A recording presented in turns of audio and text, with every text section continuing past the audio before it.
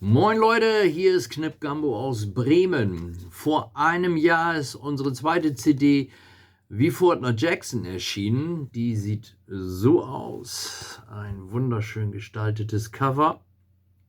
Und mir ist gerade aufgefallen, dass ich die Songs der CD noch gar nicht vorgestellt habe. Nun denn, irgendwie war viel zu tun im letzten Jahr, bin ich drüber weggekommen.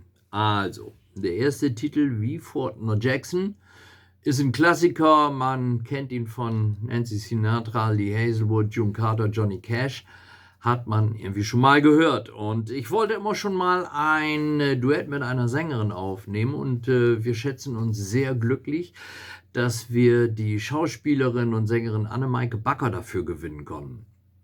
Annemaike kommt aus Leeuwarden in Friesland und hat lange Jahre hier in Bremen Theater gespielt. Und bevor sie nach Hamburg rüber gemacht hat, konnten wir sie für 2 Stunden Aufnahmesession loseisen. Das Backing hat das Knip Gambo Trio gespielt, das Steff Ulrich am Schlagzeug, Andy Merck am Bass. Und für die Pedal-Steel-Gitarre konnten wir auch wieder mal den wunderbaren Tim Fischer gewinnen. Ganz wunderbar. Den Text hat Reinhard Goltz übersetzt und so hört sich das Ganze an.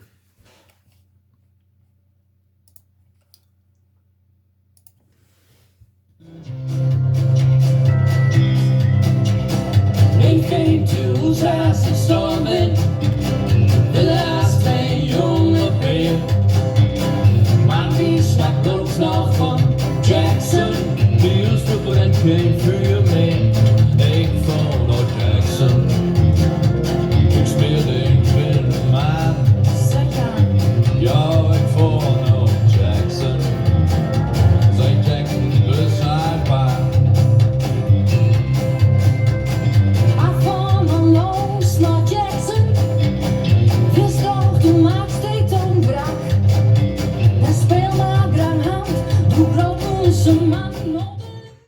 Ja, ganz wunderbar. Wenn euch das gefallen hat und ich weiß, es hat euch gefallen, dann geht auf meine Seite www.knipgambo.de und da könnt ihr die Platte direkt bei mir bestellen.